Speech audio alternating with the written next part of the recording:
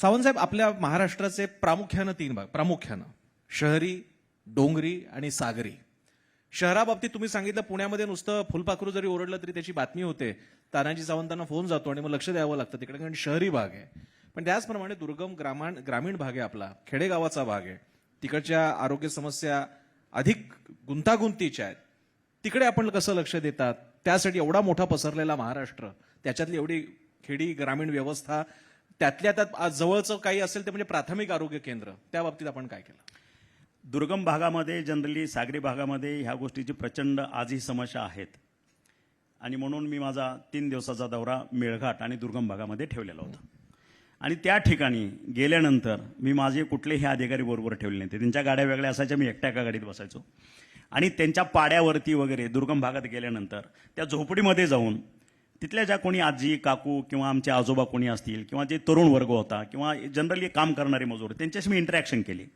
नेमका ह्या ठिकाणचा प्रॉब्लेम काय, आणि जवळपास 3 दिवस लोकल लोकांशी, आपला मीडिया यांच्याशी पूर्ण चर्चा करत होतो, अधिकाऱ्यांशी परत वेगळी चर्चा करत होतो. बरं. तर माझ्या लक्षात आलं की ह्या ठिकाणी व्यवस्था आहे हे कागदावरती आहे आणि जनरली जूनपर्यंत तो आपल्याला मेळघाट वगैरे तो परिसर आहे MP ला लागून आहे, बॉर्डरला, आणि जूनपर्यंत ती लोक आपल्याकडे असतात. त्यांची नोंदणी मग माझी माता भगिनी गरोदर असेल तर तिचं नोंद आपल्याकडे राहते किंवा लहान बच्चू तिचं असेल तर तिची नोंद आपल्याकडे राहते. पण जून नंतर ज्यावेळेस आपल्याकडे पावसाळा चालू होतो ते MP मध्ये ट्रान्सफर होतात रोजगारासाठी. बरं. आणि मग त्यांची काहीच नोंद आपल्याकडे राहत नाही किंवा त्यांचा फीडबॅक, त्यांचं डेली जे काय आपण रेकॉर्ड ठेवतो ते कुठलंही मिळत नाही. मग त्याच्यामुळं मग माता मृत्यू दर असेल, बाल मृत्यू दर असेल, जनरली अशा दुर्गम भागामुळं आपला माता मृत्यू दर किंवा बाल मृत्यू दर तो अप दिसायचा. आणि त्याच्यामुळं मग त्या ठिकाणी मी मिटिंग घेतली आणि आमच्या डिव्हिजनल कमिशनर बरोबर माझ्या आरोग्य खात्याची मिटिंग घेतली आणि 42 कलमी तो कार्यक्रम त्यांना उपक्रम दिला. माझ्या अंदाजानं जवळपास 30 कलम आतापर्यंत त्यांनी कंप्लीट केलेले आहेत आरोग्य विभागामध्ये. आणि मला सांगायला परत एकदा आनंद वाटतो की ह्या सगळ्या गोष्टी, माता मृत्यू दर हा कमी करण्यात आम्ही यशस्वी झालो, जो आज आम्ही देशामध्ये 2 नंबरला आहे. बरं. माता मृत्यूदर कमी करण्यामध्ये. आणि मला वाटतं याच्या अगोदरचाही माता मृत्यूदर आपण चेक करून घ्या, मी ह्या ठिकाणी ह्या पदावर येण्याच्या अगोदरचा, आणि बाल मृत्यूदर तोही कमी करण्यात आम्ही यशस्वी झालो. त्याच्यामध्ये देशामध्ये आम्ही 3 नंबरला. 1 नंबरला केरळ आहे आणि केरळचा जर विचार केला तर तेथील असणारी लोकसंख्या आणि त्यांची भौगोलिक परिस्थिती बघितली तर केरळ हे एका रोडवरती पूर्ण वसलेलं आहे, अख्खे सिंगल रोडवर परिस्थितीचे, आणि लोकसंख्या त्याच्या चौपट लोकसंख्या महाराष्ट्राची आहे. महाराष्ट्राची भौगोलिक परिस्थिती सुद्धा आपल्या 4 रिजन वाईज, 4-5 रिजन वाईज परिस्थिती वेगवेगळी आहे. बरोबर. तरी सुद्धा आपण अतिशय चांगल्या पद्धतीने माझ्या खात्यातली जे काही ऑफिसर्स डॉक्टर्स मंडळी आहेत त्यांना थोडं मोटिवेट केल्यामुळं, मी प्राध्यापक असल्यामुळे मोटिवेट करणं मला जमतं ह्याची परत एकदा मला खात्री पटली. आणि माझ्या खात्यानं अतिशय चांगल्या पद्धतीने घेऊन उभे राहणार आहे. ते खात्याला माहित आहे काय पद्धतीनं काम झालं ते. सावंतसाहेब, एक इकडे तक्रारीचा सूर होता, महात्मा फुले जनआरोग्य योजना आता 5 लाखापर्यंत ती गेलेली आहे, पण मध्ये शासनाची योजना चांगली आहे, रुग्णांचे आजार खरे आहेत, शासनाचा हेतू चांगला आहे, पण मधल्या हॉस्पिटलची पण सेवा आहे, पण मध्ये तो सगळा आरोग्य विम्याचा पैसा देणाऱ्या एजन्सीज नीट काम करत नव्हत्या आणि त्याच्यामुळे तुम्ही निर्णय घेऊन काही ठिकाणी त्या एजन्सीजना त्याच्यावरती तपास करायला लावला, का पैसे डिस्बर्स होत नाही, कारण हॉस्पिटलला पैसे दिले गेले नाहीत तर ते म्हणतात आम्ही तुमचा विमा स्वीकारणार नाही. याच्यावरती तुम्ही कसं सोल्युशन काढलं, काय केलं यासाठी? हे बघा, आम्ही पहिलं इन्शुरन्स कंपनी ॲश्युअर्ड मोड आणि इन्शुरन्स मोडवरती 1.5 लाखाची योजना 5 लाख केली आमच्या मुख्यमंत्री साहेबांनी. ती योजना 5 लाख झाल्यानंतर त्याच्यावरचं जे काय कॅपिंग होतं की पिवळं रेशन कार्ड, केशरी रेशन कार्ड, हे सगळं कॅपिंग काढून टाकलं आणि संपूर्ण कुटुंबासाठी 12.5 कोटी जनतेसाठी महाराष्ट्रातल्या योजना लागू झाली. जवळपास 2.85 कोटी कुटुंब आहेत आणि उपचार पूर्वी 959 होते, आज ते जवळपास 1350 उपचार, म्हणजे आणखी त्याच्यामध्ये इन्व्हॉल्वमेंट समावेश आम्ही केला. आणि मग आपला बिझनेस जातो इन्शुरन्स कंपन्या, शेवटी ते बिझनेस करायलाच बसलेले आहेत. आणि मग त्यांना आम्ही सांगितले व तुम्ही आमचे पैसे जवळपास 300-400 कोटी हॉस्पिटलचं देणं बाकी होतं. मग त्यांनी ते टाळाटाळ करणं वगैरे सुरू केलं आणि आम्ही त्यांच्याशी बरोबर एक मिटिंग घेतली आणि इन्शुरन्स मोडवरनं आम्ही त्यांचं जे काय ॲग्रीमेंट होतं ते रद्द करून टाकलं आणि 100% ही योजना आम्ही ॲश्युअर्ड मोडवरती राबवण्याचं ठरवलं. त्याच्यामुळं आता हे पैसे 24 तासाच्या आत त्या हॉस्पिटलला पोहोचतील. हे यासाठी महत्वाचं, आणि आपण सगळ्यांनी याची फार दखल विशेषतः करून यासाठी घेतली पाहिजे. इन्शुरन्स न देणारी कंपनी वेगळी असते, शिव्या खाव्या लागतात शासनाला, फोन जातात तानाजी सावंतांना की जर का पैसे मिळत नसेल तर आम्ही तुम्हाला काय करावं, आणि इथे ही एजन्सी आपल्याला नेमकी माहित असते आणि तिथे मात्र ते रिपेअर करण्याची गरज होती, ते झालेलं आहे. आणि त्याच्यामुळे आता हॉस्पिटलमध्ये तुम्ही गेल्यास ते जे काही लिस्टेड हॉस्पिटल्स आहेत तिकडे तुम्हाला ती सोय मिळू शकते. 24 तासाच्या आत 24 त्या तासाच्या. हॉस्पिटलला त्या पेशंटचे पैसे त्या हॉस्पिटलच्या खात्यावर पोहोचलेले असते. सावंतसाहेब, एक आणखी हा प्रयोग झाला नव्हता मगाशी डिजिटायझेशनचा एक छोटासा ओझरता उल्लेख झाला, तो म्हणजे रुग्णांचं मॅपिंग राज्यभरातल्या. तर ही योजना काय आहे? ही प्रगतीपथावर आहे का? काही पायलट प्रोजेक्ट राबवला गेलाय का? एवढ्या सगळ्या हॉस्पिटल्सना तुम्ही अशा डेटा नेटमध्ये कशा प्रकारे सामावून घेणार? काय विचार आहे? आता एक लक्षात घ्या, म्हणजे परत एकदा 2-3 गोष्टी आहेत ह्याच्यामध्ये. आपली लोकसंख्या, आपला एरिया आणि आपल्याकडे असणारी मॅनपॉवर आणि शासनाचं स्टेट गव्हर्नमेंट ऑफ महाराष्ट्र ह्यांचं असणारं बजेटरी प्लॅनिंग आणि सेंट्रलचं असणारं बजेटरी प्लॅनिंग.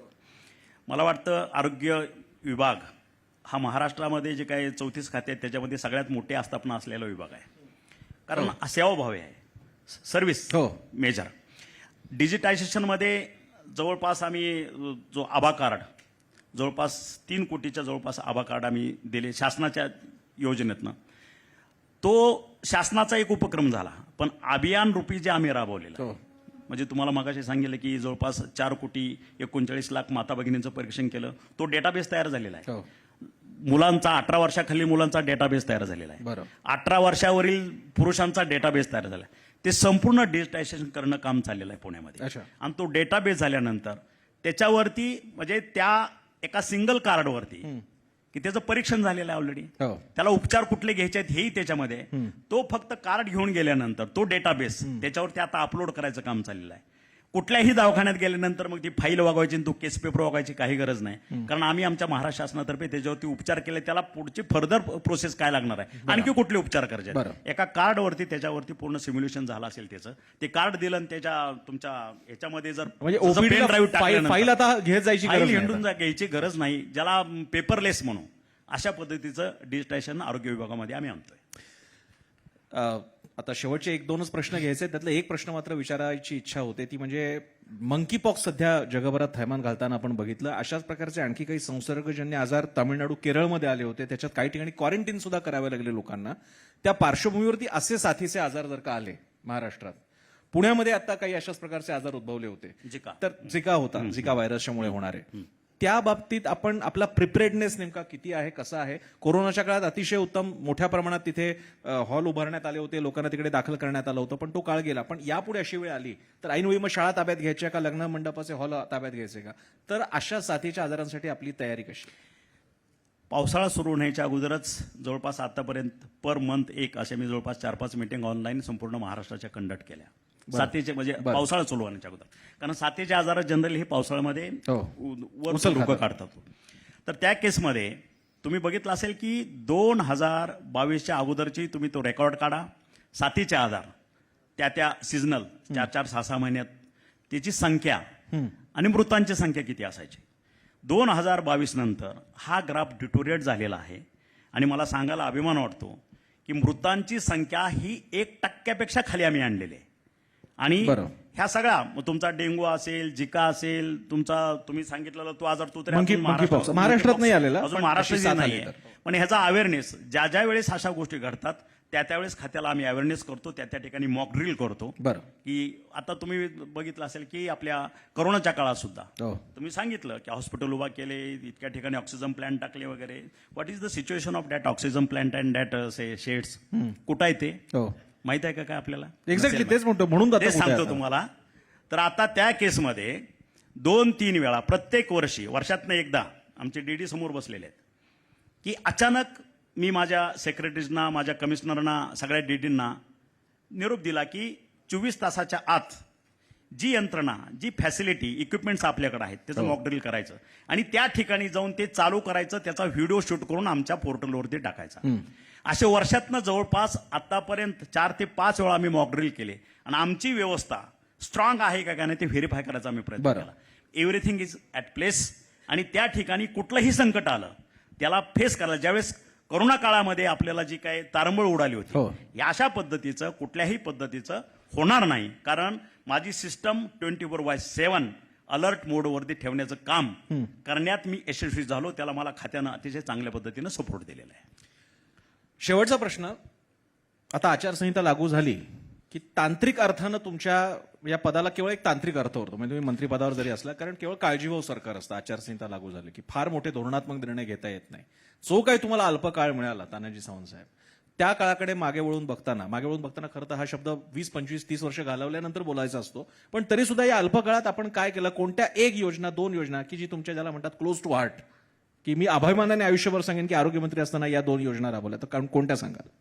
नाही, याच्यामध्ये मी काही योजना जसं अभियान रूपी राबवल्या, त्याच्यात सक्सेस झालो, संपूर्ण महाराष्ट्रभर ते गेल्या. दुसरी गोष्ट, कधी न होणारं काम ज्याला आरोग्याची वारी पंढरीच्या दारी, आज मी मंत्री आहे म्हणून मी ते राबवलं. उद्याचा येणारा मंत्री करेल की नाही माहित नाही, कारण ह्या ठिकाणी फंडिंग मी माझ्या खिशात नाही टाकलं आणि ते मी राबवलं त्या जिल्ह्यातलं असल्यामुळं. आणि मला वाटतं येणाऱ्या मंत्र्याला सुद्धा हे मॅन्डेटरी असणार आहे की मागचे सलग 2-3 वर्ष हे राबत गेले ना, आता पुढं का नाही, कारण तुमचाही दबाव त्याच्यावरती असणार आहे. आरोग्याची वारी पंढरीच्या दारी. त्याच्यानंतर मी एक अतिशय धाडसी निर्णय घेतला की जो महाराष्ट्रात कधी महाराष्ट्राची निर्मिती झाल्यापासून घेतला नाही. बरं. मोफत उपचार. मोफत उपचार आपण संपूर्ण महाराष्ट्रभर लागू केला आणि तुम्ही त्याचा इफेक्ट बघितला असेल. तुमच्याच माध्यमातून आम्ही ऐकलं की आमची ओपीडी आयपीडी जवळपास तिप्पट चौपट झाली. आणि तुम्ही ते दाखवलं नाही. तुम्ही काय दाखवलं? औषधाचा तुटवडा. पण what is the reason, what is the root cause of that? त्याचा रूट कॉज हा होता की रुटीनमध्ये लागणारी औषधं, मेडिसिन जे होते ते तेवढ्या जे काही रुटीन यांच्याकडे रेकॉर्ड होतं त्याच्याप्रमाणे ते परचेस करत होते. पण ज्यावेळेस मोफत उपचार 15 ऑगस्ट 2023 केले, त्यापासून जो ग्राफ वाढला, जो तिप्पट चौपट वाढला, त्याच्यामुळे तो तुटवडा झाला. आणि त्याच्यामुळे आम्ही डीपीसीला सुद्धा मान्यता दिली, 100% औषधाची खरेदी लोकल लेवलला तुम्ही करा. आणि त्याच्यामुळे तो तुटवडा भरून काढला गेला.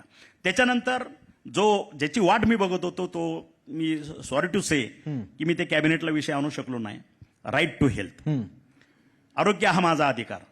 कारण तुम्ही बघितलं असेल, आज अमेरिकेची अर्थव्यवस्था बघितली तर जवळपास 28 पॉईंट समथिंग ट्रिलियन डॉलरची अर्थव्यवस्था आहे. चायनाची अर्थव्यवस्था 13 पॉईंट समथिंग. त्याच्यानंतर जपानची अर्थव्यवस्था, त्याच्यानंतर आपण 3.3 आहे. बरोबर आहे. आणि आपले सन्माननीय पंतप्रधानजी यांनी घोषणा केली की आपण अर्थव्यवस्थेमध्ये 5 वरून आपल्यावर 3-4च्या दरम्यान आपण जाऊ, म्हणजे 5 ट्रिलियन पर्यंत आपल्याला अर्थव्यवस्था न्यायची आहे. आणि 2047 विकसित भारत हे स्वप्न आपल्याला त्यांनी दाखवलंय आणि त्या दिशेनं प्रत्येकानं पाऊल उचलावं ही अपेक्षा ठेवलेली आहे. बरं. आणि मग महाराष्ट्राचे मुख्यमंत्री एकनाथजीबाई शिंदे यांनी डिक्लेअर केलं, जर देशाची अर्थव्यवस्था आज 5 ट्रिलियन डॉलरला जात असेल तर महाराष्ट्राची अर्थव्यवस्था त्या ठिकाणी मोठा हातभार लावेल. 1 ते 1.5 ट्रिलियन डॉलर अर्थव्यवस्था त्याचं योगदान महाराष्ट्र देईल, ह्या पद्धतीची त्यांची घोषणा होती. आणि मग हे जर आपल्याला साकार करायचं असेल, 1.5 ट्रिलियन डॉलरची अर्थव्यवस्था महाराष्ट्र करेल. आज जर खऱ्या अर्थानं बघितलं, मुंबईचं अर्थव्यवस्था ऑफिसेस आहेत फक्त त्या ठिकाणी, मोठमोठ्या कंपन्याचे, जर ते बाजूला केलं तर उर्वरित महाराष्ट्राचा जीडीपी किती? मला वाटतं ह्याच्यावरती आत्मचिंतन करणं गरजेचं आहे. अगदी बरोबर आहे. बरोबर आहे की नाही? आणि मग आपली अर्थव्यवस्था जर बळकट करायची असेल, त्याला ताकद द्यायची असेल, सपोर्टिव्ह करायची असेल, तर आपल्याला ग्रामीण भागातला जीडीपी वाढवावा लागेल. आणि महाराष्ट्राचं राजकारण किंवा महाराष्ट्राची अर्थव्यवस्था ही ग्रामीण अर्थव्यवस्था आहे.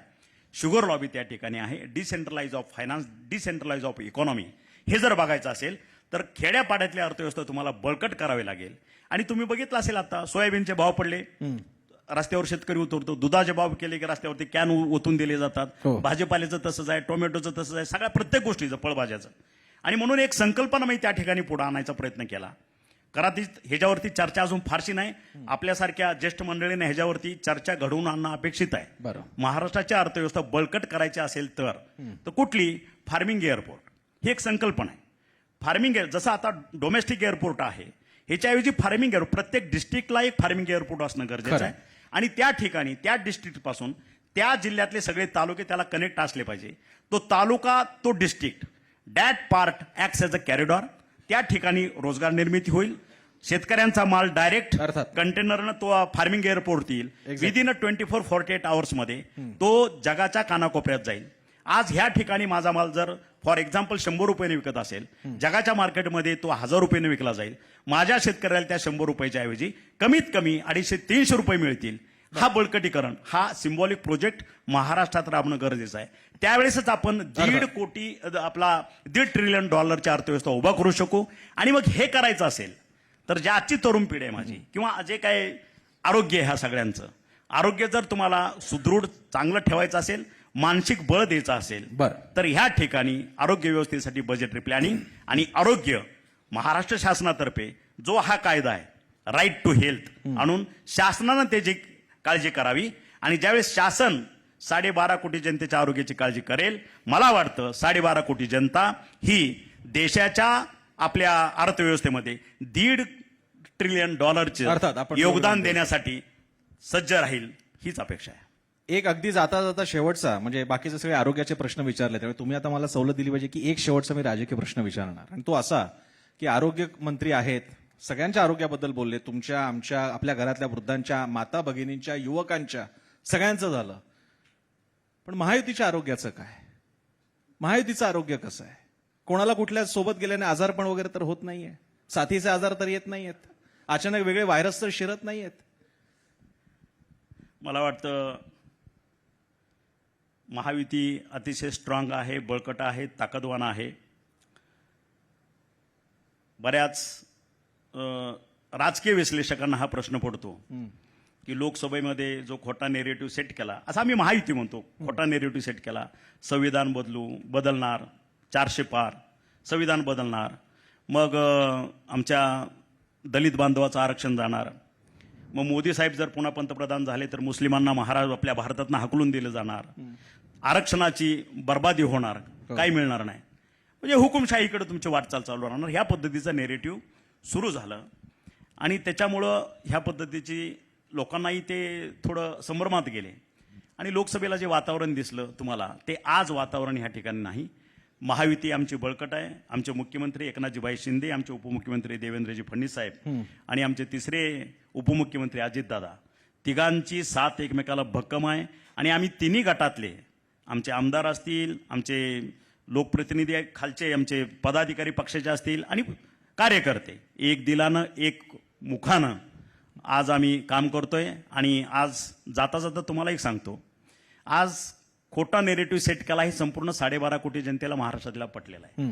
आणि विकास जर करायचा असेल तर डबल इंजिनचं सरकारच लागतं. आज ज्या योजना तुम्ही बघताय, मेट्रो असेल, हायवे असतील, धरणं असतील, आज पाण्याचा आमच्या मराठवाड्याचा मोठा प्रश्न आहे, जिव्हाळ्याचा प्रश्न असेल, 22 TMCचं आमचं स्वप्न असेल, ह्या ठिकाणी रेल्वेचं जाळं असेल, तर ह्या ठिकाणी जो रेशो आहे, केंद्राचा रेशो, आज 100 रुपये खर्च करायचे असतील तर 60 रुपये केंद्र निधी देतं आणि 40 रुपये आम्ही निधी देतो.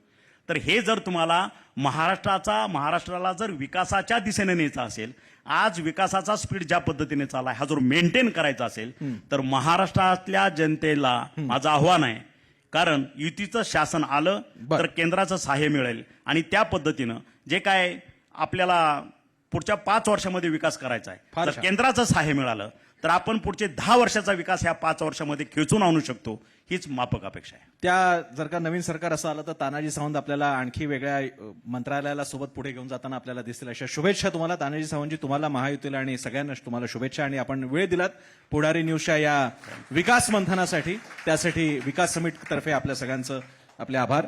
आणि पुढची सूत्र मी माझं सहकारी गुरुप्रसादकडे सोपवतो. धन्यवाद.